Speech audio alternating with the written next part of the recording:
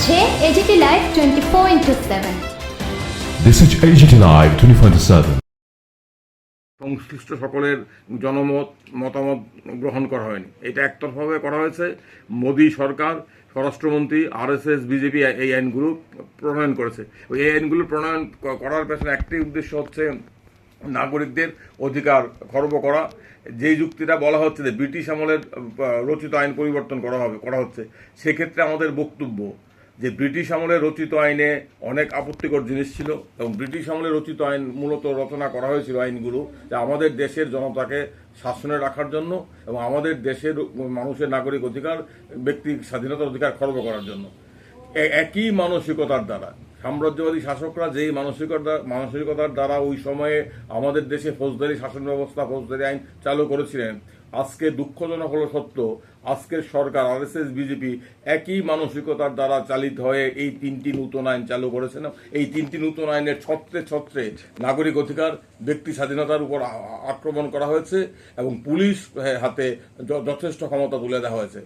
এবং আরেকটা কথা হচ্ছে, ব্রিটিশ আমলে রচিত আইন আমরা কিন্তু গত 150 বছরে, ইন্ডিয়ান পেনাল কোড 150 বছর আগে রচিত হয়েছিল। গত 150 বছরে আমরা ইন্ডিয়ান পেনাল কোডের অনেক যুগোপযোগী পরিবর্তন করেছি। ইন্ডিয়ান এভিডেন্স অ্যাক্ট 1872 সনে রচনা করা হয়েছিল, তাকে আমরা সময়োপযোগী করেছি। একটা ছোট্ট উদাহরণ দিতে চাই। আগে এভিডেন্স অ্যাক্টে ইলেকট্রনিক এভিডেন্সের কোনো ব্যবস্থা ছিল না। ইলেকট্রনিক এভিডেন্স হিসেবে গ্রাহ্য করা হতো না, কারণ যখন আইন প্রণয়ন করা হয়েছিল তখন ইলেকট্রনিক এভিডেন্সের ব্যবস্থা ছিল না। পরবর্তী সময়ে প্রযুক্তির আবিষ্কারের ফলে, প্রযুক্তির অগ্রগতির ফলে ইলেকট্রনিক এভিডেন্স এসেছে। সেই কারণে এভিডেন্স অ্যাক্ট সংশোধন করা হয়েছে, ইলেকট্রনিক এভিডেন্স এখন এভিডেন্স হিসেবে গ্রাহ্য হয়। ঠিক তেমনি সিআরপিসিকে ব্যাপকভাবে পরিবর্তন করা হয়েছিল 1973 সালে। তারপরও এই তিনটি আইনের প্রয়োজনীয় পরিবর্তন দরকার ছিল, কিন্তু সেটা যেভাবে করা হয়েছে সেভাবে নয়। এবং এখানে আমি কয়েকটা উদাহরণ দিতে চাই। আমরা প্রথমত দেখুন, নাগরিক অধিকারের প্রশ্নে পুলিশের গ্রেপ্তার, পুলিশি হাজত। আমরা জানি আমাদের দেশে পুলিশি হাজতগুলোতে সাধারণ নাগরিকদের কিভাবে হেনস্থা করা হয়, অভিযুক্তদের উপর কিভাবে অকথ্য মানসিক, শারীরিক অত্যাচার করা হয়। এবং আইপিসিতে কিংবা সিআরপিসিতে এখন অবধি সর্বোচ্চ 14 দিনের পুলিশ রিমান্ডের ব্যবস্থা ছিল। এখন নতুন আইনে করা হয়েছে পুলিশ রিমান্ডের ব্যবস্থা 60 থেকে 90 দিন করা হয়েছে। অর্থাৎ কারোর বিরুদ্ধে কোনো অভিযোগ এলে এবং যদি পুলিশ মনে করে তাকে পুলিশ হাজতে নিতে হবে, এবং পুলিশ হাজতে নিয়ে অভিযুক্তদের বিরুদ্ধে কি করা হয় সে সম্পর্কে আমরা সবাই জানি। পুলিশ হাজত একটা ভয়ঙ্কর জিনিস, এতে তদন্তে সাহায্য হয় না, কিন্তু অভিযুক্তদের উপর চাপ সৃষ্টি করে, মানসিক, শারীরিক অত্যাচার করে তার থেকে অপরাধ জোর করে স্বীকারোক্তি আদায় করা হয়। সেক্ষেত্রে নতুন আইনে পুলিশি হাজতের মেয়াদ আপনার 60 থেকে 90 দিন করা হয়েছে। এই ধরনের পুলিশি হাজতের মেয়াদ কিন্তু আপনার টাডা আইনে নেই, আপনার উপ আইনে নেই, আপনার পিএমএল মানি লন্ডারিং আইনে নেই। অর্থাৎ ভয়ঙ্কর দানবীয় কালো কানুনগুলো তো এই ধরনের পুলিশি হাজতের ব্যবস্থা নেই, কিন্তু নতুন আইনে পুলিশি হাজতের ব্যবস্থা আপনার বাড়িয়ে 60 থেকে 90 দিন করে দেওয়া হয়েছে। এবং নতুন আইনে আইপিসিতে যেটা করা হয়েছে, আগে আইপিসিতে 124A ছিল, যেখানে দেশদ্রোহিতা বা রাজদ্রোহিতা। ব্রিটিশরা আইপিসিতে রাজদ্রোহকে অপরাধ করেছিল, কারণ উদ্দেশ্য ছিল স্বাধীনতা আন্দোলনকে দমন করা।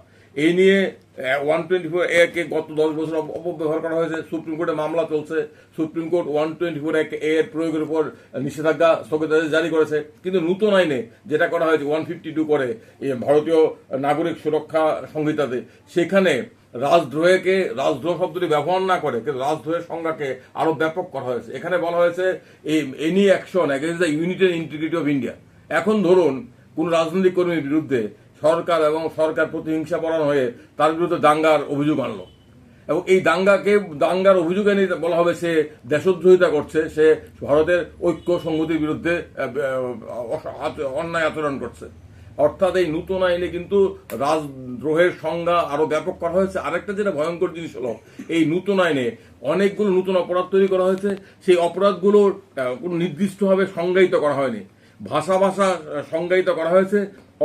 সংজ্ঞার মধ্যে ফাঁক ফোকর আছে। তার ফলে কি হবে, পরবর্তী সময়ে আপনার পুলিশের পক্ষে এগুলোর অপব্যবহার করার যথেষ্ট সুযোগ থাকবে। আরেকটা উদাহরণ আমি দিতে চাই।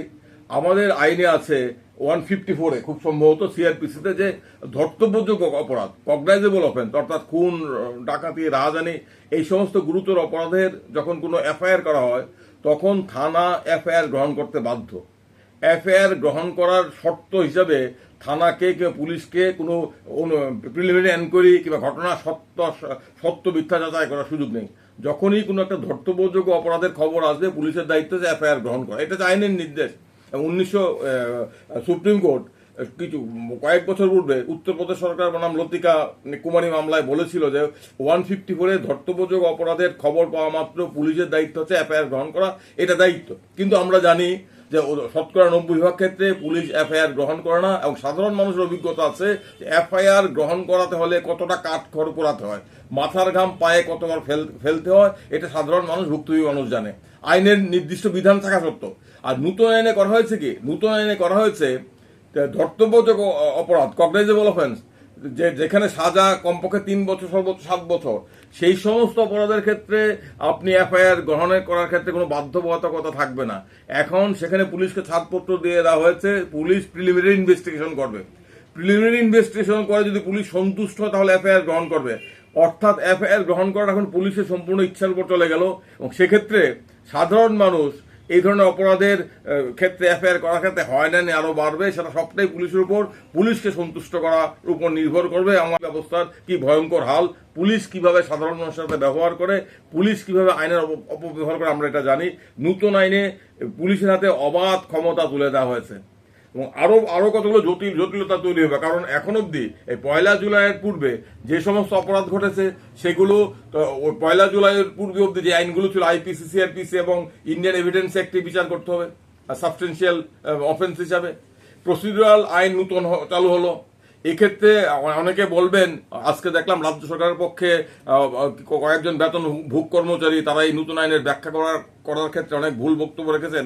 তারা বলবেন যে সাবস্টেন্সিয়াল অফেন্স হলে অফেন্স তো নতুন করে ক্রিয়েট হবে না, প্রসিডিউরাল ল নতুন করে করা যায়। কিন্তু প্রশ্ন আছে, প্রসিডিউরাল ল যদি আমার অধিকারকে আঘাত করে সেক্ষেত্রে কিন্তু আমি প্রসিডিউরাল ল আমি চ্যালেঞ্জ করতে পারি। তাহলে প্রতি মুহূর্তে আদালতকে সিদ্ধান্ত নিতে হবে যে এই 1 জুলাইয়ের আগের অপরাধের বিচার কোন আইনে হবে। আদালতের উপর চাপ বাড়বে, আইনজীবীদের উপর চাপ বাড়বে, এবং যেটা সবচেয়ে ভয়ঙ্কর বিষয় এই আইনে চার্জশিট, পুলিশ কারোর বিরুদ্ধে চার্জশিট দিলে আমরা জানি পুলিশের ক্ষমতার বড় হয়, পুলিশে কোনো ওভারসাইট সিস্টেম নেই, পুলিশ রাজনৈতিক প্রভুদের পক্ষে কাজ করে, পুলিশ শক্তের ভক্ত নরমের জম, পুলিশ আইন অনুযায়ী কাজ করে না। আমাদের পুলিশি ব্যবস্থা কেমন করা হয়েছে। এখন আগে কি ছিল, চার্জশিট দিলে আমার বিরুদ্ধে আদালতে চার্জ হবে কি হবে না, সেক্ষেত্রে আমাকে আদালতে বক্তব্য রাখার সুযোগ থাকতো। আমি আদালতকে আমি সন্তুষ্ট করতে পারতাম যে পুলিশ তদন্ত করে যা জমা পড়েছে তার ভিত্তিতে চার্জশিট করার সুযোগ নেই। সেক্ষেত্রে আদালত আমার বক্তব্য গ্রহণ করে চার্জশিট বাতিল করে আমাকে বিচার প্রক্রিয়ার এই হয়রানি থেকে রক্ষা করতে পারতেন। এখন কিন্তু চার্জশিট দেওয়া মাত্রই আমার বিরুদ্ধে চার্জ হয়ে যাবে, তারপর পরে আমাকে এই চার্জের পেছনে ছুটতে হবে। তাই আমি যে কথাটা বলতে চাই, এটা আমার বক্তব্য নয়, সারা দেশের মানবাধিকার সংগঠন, আইনজীবীদের বক্তব্য যে নাগরিক সুরক্ষা সংহিতায় নাগরিকদের কোনো সুরক্ষা নেই, এবং এই কারণে এই আইন পুলিশি রাজ কায়েম করবে, এবং আমাদের যে স্বাধীনতা এবং জীবনের অধিকার, সংবিধানের মৌলিক অধিকার, এই মৌলিক অধিকার বিপন্ন হবে। এই মৌলিক অধিকার বিপন্ন হওয়ার লক্ষ্যেই তারা এই আইনটা করেছে। আর একটা কথা বলা প্রয়োজন, আরএসএস বিজেপির মুখে ডিকলোনাইজেশনের কথা শোভা পায় না। আমরা ইতিহাসের ছাত্র, আমরা জানি যারা সাম্রাজ্যবাদের সবচেয়ে বড় দোসর, যাদের রক্তে সাম্রাজ্যবাদ বিরোধিতার কোনো ঐতিহ্য নেই, তাদের মুখে সাম্রাজ্যবাদ বিরোধিতার কথা শোভা পায় না। তারা এই আইনগুলো করেছে অত্যন্ত বদ মতলব নিয়ে। এর পেছনে কোনো সৎ উদ্দেশ্য নেই, এর পেছনে একটাই বদ মতলব আছে, সেটা হচ্ছে মানুষের অধিকারকে কণ্ঠরোধ করো, গণতান্ত্রিক প্রতিবাদ, শান্তিপূর্ণ প্রতিবাদ, সরকারের বিরুদ্ধে সমালোচনার রাস্তা বন্ধ করো, নাগরিকদের আইনি হয়রানির জন্য পুলিশের হাতে অবাধ ছাড়পত্র তুলে দাও। তার জন্য তড়িঘড়ি করে পার্লামেন্টকে অচল করে দিয়ে বিরোধী শূন্য পার্লামেন্টে কোনো পক্ষের মতামত নিয়ে আইনগুলো চালু করা হয়েছে। আমরা আবারও জোরালো হয়ে দাবি করছি, এই 3টি আইন অবিলম্বে চালু করা বন্ধ রাখতে হবে। আরেকটা কথাই বলবো, এখানে যারা আছি আমরা অনেকে আইনজীবী, এই নতুন আইনে আইনজীবীদের ভূমিকাও চলে যাবে। যদি আপনারা জানেন, একজন আইনজীবী আমরা জানি যে যদি কাউকে উপায়নে গ্রেপ্তার করা হয় সেখানে তার জামিন পাওয়া কতটা কঠিন, কারণ আইনেই বলে দেওয়া হয়েছে জামিন দিতে হলে আদালতকে এই ধারণায় পৌঁছতে হবে যে অভিযুক্তের বিরুদ্ধে আনিত অভিযোগ মিথ্যা, অভিযুক্ত নির্দোষ, এই কনক্লুশন আদালতকে আনতে হবে। সেই কারণে উপায়নে জামিন পাওয়া খুবই কঠিন। একজন নিরপরাধ লোককে উপায়নে জড়িয়ে দিলে বছরের বছর জেলে পচে মরতে হয়, তার বিচার প্রক্রিয়া ত্বরান্বিত করার সুযোগ থাকে না। এই নতুন আইনেও এমনভাবে জামিনের ব্যবস্থা করা হয়েছে, এমনভাবে পুলিশ রিমান্ডের ব্যবস্থা করা হয়েছে, এখানে আদালত আইনজীবীদের কোনো ভূমিকা থাকবে না, আদালতেরও ভূমিকা থাকবে না। এটাও দুঃখজনক সত্য যে আদালতগুলো, আমাদের সর্বোচ্চ আদালত থেকে শুরু করে আমাদের বিভিন্ন স্তরের আদালত গত 10-15 বছরে নাগরিক অধিকার রক্ষা করার প্রশ্নে যে ভূমিকা পালন করার দায়িত্ব তাদের আছে, তারা সেই ভূমিকা পালন করতে পারছে না। আগামী দিনে নতুন আইনের ফলে আদালতের ভূমিকা অনেকটা সংকুচিত হয়ে পড়বে। একটা ভয়ঙ্কর পুলিশি রাজ কায়েম করার জন্য এই আইনগুলো চালু করা হয়েছে। আমরা বলবো ত্রিপুরা হিউম্যান রাইটস অর্গানাইজেশন যে এই লোকসভা নির্বাচনের জনাদেশকে থেকে শিক্ষা নিয়ে কেন্দ্রীয় সরকার অবিলম্বে 3টি আইন চালু রাখা বন্ধ করুক, মানুষের উপর, নাগরিক অধিকারের উপর, আইন পেশার উপর আক্রমণ বন্ধ রাখুক, এবং এই 3টি আইন নিয়ে সংশ্লিষ্ট সকল পক্ষের মতামত নেওয়া হোক। সব ব্রড বেসড আলোচনা করে এই 3টি আইনের পরিবর্তন করে নতুন অবতারে এই 3টি আইন আনা হোক। আর আরেকটা কথা বলা প্রয়োজন, যেটা এই প্রথম থেকে বলছি, এই 3টি আইন হচ্ছে নূতন বোতলে পুরনো মদ। ব্রিটিশ আমলের 3টি আইনকে আরো ভয়ঙ্কর চেহারা এই আরএসএস বিজেপি সরকার ফিরে এনেছে। তাই আমরা মনে করছি আগামী 1 জুলাই ভারতবর্ষের বিচার ব্যবস্থার ইতিহাসে একটা ভয়ঙ্কর কালো দিন। এর বিরুদ্ধে রাজ্যবাসীকে আমাদের সতর্ক করার দায়িত্ব আমাদের, এবং প্রতি স্তরে আন্দোলন করতে হবে, প্রতি স্তরে আওয়াজ তুলতে হবে। এই 3টি আইন প্রণয়ন বন্ধ রেখে সংশ্লিষ্ট সবার মতামত নিয়ে আলোচনা করে সবার সাথে কথা বলে যদি নতুন পরিবর্তন করতে হয় পরিবর্তন করতে হবে। আমরা আইনের পরিবর্তনের বিরোধী নই, কিন্তু আইনের পরিবর্তন হচ্ছে নাগরিক অধিকারকে আরো সম্প্রসারিত করার প্রশ্নে। আইনের পরিবর্তন প্রয়োজন পুলিশি স্বেচ্ছাচারের উপর অঙ্কুশ লাগানোর প্রশ্নে।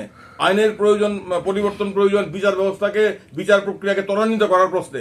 আইনের পরিবর্তন নাগরিকদের হয়রানির জন্য নয়, আইনের পরিবর্তন পুলিশের স্বেচ্ছাচারকে ছাড়পত্র দেওয়ার জন্য নয়। তাই আমরা এই সাংবাদিক সম্মেলনের মাধ্যমে রাজ্যবাসীর কাছে এবং সমস্ত অংশের মানুষের কাছে আবেদন করছি, আপনারা এই 3টি আইন আমাদের সবারকে স্পর্শ করবে। আমরা অনেকে মনে করতে আমার বিরুদ্ধে মামলা নেই, কি হবে? কিন্তু আগামী দিনে সরকার কিংবা পুলিশ যখন আমার বিরুদ্ধে মিথ্যা মামলায় জড়াবে, তখন কিন্তু আমি এই আইনের চক্রজালে পড়ে যাব, তখন কিন্তু আমাদের ভুগতে হবে, প্রত্যেকের ভুগতে হবে। তাই এখনই আমাদের সতর্ক হওয়া প্রয়োজন, সরকারের উপর চাপ তৈরি করতে হবে। এই 3টি আইন 1 জুলাই থেকে চালু রাখা বন্ধ করুক, সরকার আলোচনা করুক, তারপর আলোচনা করে নতুন এই 3টি আইনকে নতুন অবতারে অনেকটা ভদ্রস্থ চেহারায় ফিরিয়ে আনুক। বাড়বে। আর দ্বিতীয়ত আপনি যে সংখ্যাটা বলেন, এই সংখ্যাটা অনেক কম সংখ্যা। কাস্টোডিয়াল ডেথকে মেরে হার্ট অ্যাটাক বানানো হয় আমাদের রাজ্যে, আমরা জানি। মেরে কাস্টোডিয়াল ডেথে টর্চার করে মেরে বলে ফাঁসি দিয়েছে, কিংবা পুলিশের গল্প আছে। এবং দুঃখজনক হলো সত্য, অনেক ক্ষেত্রে আদালত এই সমস্ত গল্পগুলো গিলে ফেলে। এবং আমরা এই যে 4000 বললে এর সংখ্যাটা অন্তত 5 গুণ বেশি হবে। আর কাস্টোডির মেয়াদ বাড়ানোর ফলে কাস্টোডিয়াল ডেথের সংখ্যা বাড়বে। আর কাস্টোডিতে কী হয় আমরা জানি, পুলিশ কাস্টোডিতে কি হয় দেশের মানুষ জানে। এই পুলিশ কাস্টোডির মেয়াদ বাড়ানো হলো 60 দিন 90 দিন, অর্থ কি? ঠিক। আর সর্বশেষ প্রশ্ন হচ্ছে যে এই যা এতক্ষণ বললেন, তাতে এটা কি জরুরি অবস্থাটাকে আইনগত দরজা দিয়ে দেওয়া হচ্ছে কিনা? আমরা তো ঘোষিত জরুরি অবস্থার মধ্যে রয়েছি। এর জন্য তো এই নির্বাচনে মানুষ রাম মন্দিরের উন্মাদনাকে অগ্রাহ্য করে গণতন্ত্র স্বাধীনতা সংবিধানের পক্ষে রায় দিয়েছেন। তারা তো চাইছেন পেছনের দরজা দিয়ে জরুরি অবস্থা জারি করতে, এবং এই আইনগুলো সংশোধন তো একটাই উদ্দেশ্য, অন্য কোনো উদ্দেশ্য নেই। এর সাথে গণতন্ত্রের প্রশ্ন, নাগরিক অধিকার সম্প্রসারণের প্রশ্ন নেই। এই ভারতীয় নাগরিক সুরক্ষা সংহিতায় নাগরিকদের সুরক্ষা দ্বারা সবকিছু আছে। নমস্কার, আমরা ত্রিপুরা হিউম্যান রাইটস অর্গানাইজেশন আজ একটি জরুরি বিষয়ে রাজ্যবাসীর কাছে আমাদের বক্তব্য রাখার জন্য এই সাংবাদিক সম্মেলনে মিলিত হয়েছি, এবং সাংবাদিক বন্ধুরা যারা এখানে এসেছেন তাদের সবাইকে আমরা ত্রিপুরা হিউম্যান রাইটস অর্গানাইজেশনের তরফ থেকে আন্তরিক ধন্যবাদ এবং অভিনন্দন জানাই। এটাকে কেউ বলছেন যে না, এটা একটা ভালো দিক তো। আর একটা কথা, এই নতুন আইনে কিন্তু ওরা যে বলছেন পুরনো আইনকে আমরা পাল্টে দিচ্ছি। আমি আজকে ইন্ডিয়ান এক্সপ্রেসে 2জন গবেষকের একটা লেখা দেখলাম, তারা বলল পুরনো আইনের 75 প্রভিশনকে ভার্বেটিভ ইনট্যাক্ট রাখা হয়েছে। পুরনো 3টি আইনের যে 75% ধারাকে হুবহু এক রাখা হয়েছে। পরিবর্তন কোথায় করা হয়েছে? পরিবর্তন করা হয়েছে নাগরিক অধিকারের প্রশ্নে।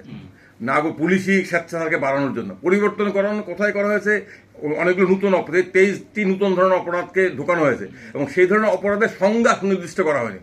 অপরাধের সংজ্ঞা যখন সুনির্দিষ্ট করা হবে না তখন কিন্তু পুলিশের পোয়া বাড়ো। অপরাধের সঙ্গে আদালতের ব্যাখ্যার উপর নির্ভর করবে, আদালত কি ব্যাখ্যা করবে, কে কিভাবে দেখবে। সুনির্দিষ্ট সংজ্ঞা থাকলে আমি জানলাম এটা অপরাধ, আমি এ থেকে শতহস্ত দূরে থাকবো। যখন অপরাধের সুনির্দিষ্ট সংজ্ঞা থাকে না তখন কিন্তু আমি আমার অজান্তে অপরাধ করে ফেলবো এবং অপরাধটা হয়েছে কিনা বিচার করবে আদালতকে বিচার করতে হবে। এবং যে এখানেই ড্রাফটিং এর প্রশ্ন, লিগাল ড্রাফটিং, যারা আইনজীবী, আমি একজন সাধারণ আইনজীবী, লিগাল ড্রাফটিং অত্যন্ত গুরুত্বপূর্ণ বিষয়। আমরা ব্রিটিশ আমলের আইনের অনেক বিরোধিতা করি, কিন্তু ড্রাফটিং ওয়াজ ভেরি ফাইন। সেই ড্রাফটিং কি এখন হয়েছে এই আইনে? 75% অক্ষুণ্ণ রেখে 25% পরিবর্তন করা হয়েছে মোদী শাহের নির্দেশে, RSS এর নির্দেশে। প্রতিবাদ, নাগরিক অধিকার, আন্দোলন, মানবাধিকার, স্বাধীনতার অধিকার, জীবনের অধিকার, এগুলোর উপর হস্তক্ষেপ করার জন্য। সেই কারণে এই আইনটা অত্যন্ত ভয়ঙ্কর, উদ্দেশ্য অত্যন্ত বদ উদ্দেশ্য। আপনার বক্তব্যের পরিপ্রেক্ষিতে রাজ্য সরকারের একজন প্রতিনিধি নাম কি ওনার নাম কি? বোধহয় কোনো বিচারক হবেন মনে হয়, বোধহয় আইন সচিব হতেও পারে। এই ভদ্রলোকের তো আইন সচিব হওয়ার যোগ্যতাই নেই। কে উনি? আমি আমার সাথে যে দেখা হয় বলবো আপনি তো আইন সচিব হওয়ার যোগ্যতাই নেই, আপনি বিচারক কি করে হবেন? আপনি আইন না পড়ে আইনে কি আছে? আর এইটা একজন আইন সচিব হয়ে এই ধরনের কথা কি করে বলতে পারে?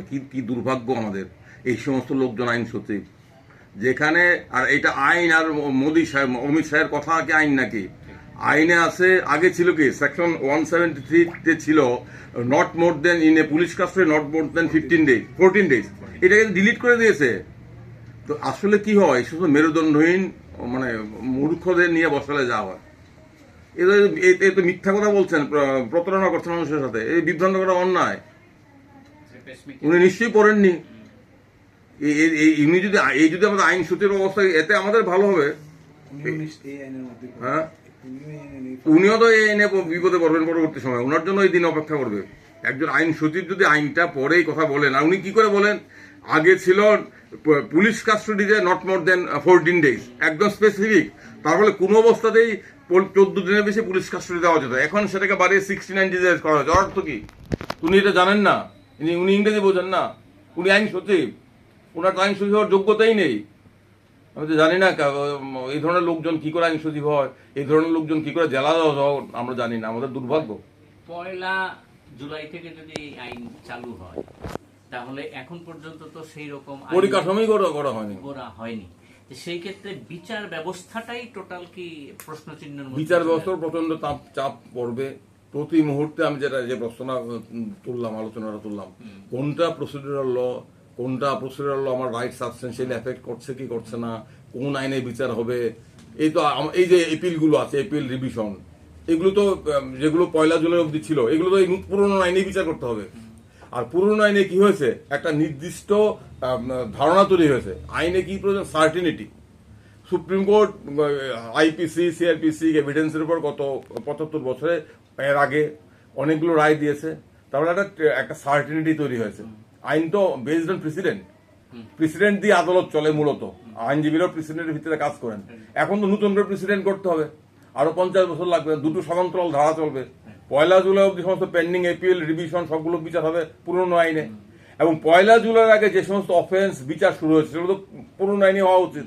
যদি তারা নতুন আইনে করতে চায় সেক্ষেত্রে আসামিরা এবং অভিযুক্তরা বলবেন যে নতুন আইনে আমার রাইট প্রেজুডিস হচ্ছে, তাহলে আদালতকে সিদ্ধান্ত নিতে হবে, আদালতকে বিচার করতে হবে তার রাইট প্রেজুডিস হচ্ছে কি হচ্ছে না। তাহলে বিচার প্রক্রিয়া আরো দীর্ঘায়িত হবে। পরিকাঠামো তো তৈরি হয়নি। আর এটা কি 5 স্টার হোটেলে মিটিং করে সরকারি আইনজীবীদের, সরকারি আমলাদের প্রেস কনফারেন্স করিয়ে আমাদের মতো দেশে এত বড়টা ব্যাপক পরিবর্তন করা যায়? ব্যবহারিক কতগুলো অসুবিধা আছে। এই উপমহাদেশের মানুষ 150-200 বছর ধরে জানেন চিটিং মানে 420, গ্রামের লোক কি কেস 420, এখন 420 নেই, আরেকটা ধারাটা পাল্টে গেছে। ব্যবহারিকত অসুবিধা। মার্ডার মানে আমরা জানি 302, গ্রামের লোক সবাই জানে, আইনজীবী হওয়ার প্রয়োজন নেই। 307 অ্যাটেম্পট টু মার্ডার, এখন তো এই ধারাগুলো পাল্টে গেছে। মার্ডারের ধারা অন্য কিছু হয়েছে নতুন আইনে। এগুলো কি দরকার ছিল? এটা কার স্বার্থে করা হচ্ছে? এখন যেটা বলা হচ্ছে যে আগামী 1 জুলাই 2024 সন থেকে আমাদের দেশে 3টি নতুন ফৌজদারি আইন চালু হচ্ছে সারা দেশে। ভারতীয় ন্যায় সংহিতা, ভারতীয় সাক্ষ্য অধিনিয়ম এবং ভারতীয় নাগরিক সুরক্ষা সংহিতা, এই 3টি আইন 1 জুলাই সারা দেশে চালু হচ্ছে। এবং এতদিন অবধি চালু হওয়া যে 3টি আইন ছিল, Indian evidence act 1872, Indian penal code 1860 এবং ক্রিমিনাল প্রসিডিওর কোড 1973, এই 3টি আইন বাতিল হয়ে গেছে। এই 3টি নতুন আইন সম্পর্কে আমাদের বক্তব্য ইতিমধ্যেই আমরা জানিয়েছি প্রেস বিবৃতির মধ্য দিয়ে। আমরা ত্রিপুরা হিউম্যান রাইটস অর্গানাইজেশন এই 3টি আইন নিয়ে গভীর উৎকণ্ঠা প্রকাশ করছি, কারণ এই 3টি ফৌজদারি আইনে নাগরিক অধিকার, নাগরিক স্বাধীনতা এবং আমাদের সংবিধানের 3য় অধ্যায়ে আমাদের নাগরিকদের প্রদত্ত মৌলিক অধিকারগুলোকে খর্ব করা হয়েছে। এবং এই 3টি আইন চালু হলে সারা দেশে বিচার ব্যবস্থার মধ্যে একটা অত্যন্ত অদ্ভুত ধরনের জটিলতা সৃষ্টি হবে এবং এর ফলে আইনজীবীরা, বিচারকরা এবং বিচার প্রার্থী সবাই আপনার অসুবিধার সম্মুখীন হবেন, হয়রানির সম্মুখীন হবেন। এবং এই মুহূর্তে এই 3টি আইন চালু করা, বন্ধ রাখার জন্য আমরা জোরালো দাবি করছি। শুধু আমরা নই, দেশের বিভিন্ন আইনজীবীদের সংগঠন, বার কাউন্সিল, বিভিন্ন রাজ্যের বার কাউন্সিল এবং বিভিন্ন বিশিষ্ট আইনজীবীরা, নাগরিক সংগঠনগুলো এবং বিশিষ্ট নাগরিকরা ইতিমধ্যে এই 3টি আইন নিয়ে গভীর উদ্বেগ এবং উৎকণ্ঠা প্রকাশ করেছেন।